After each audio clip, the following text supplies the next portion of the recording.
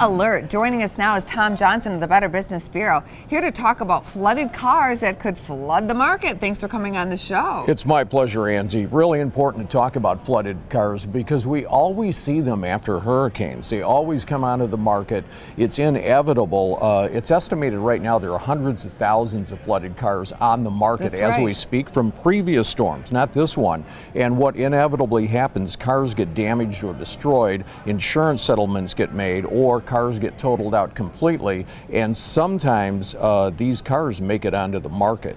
They can come onto the market legally as long as it says in the title it's either a salvage or flooded car, but some unscrupulous people sometimes make up fake titles for documents or try to hide the fact that these cars have been flooded. It's actually called title washing. It is title washing, and sometimes they'll scrape off the VIN numbers of the vehicles. They'll print up, in this day and age it's so easy to print up a fake car title and try to pass it off as a normal car. But real damage has been done by to cars that have been in floods. The electrical wiring, the parts in the car, and a lot of times the trouble may not show up for years to come. Oh, boy. And I was going to ask you about the VIN numbers because that's one of the ways I would check, maybe through Carfax or some other outlet. And those are that's a really good system to do. You have to understand though, even if someone has a document in the window of the car, run your own title search because you don't know if they made that document up in the back room and just said, hey, everything's just fine. I like that. Do your own title search.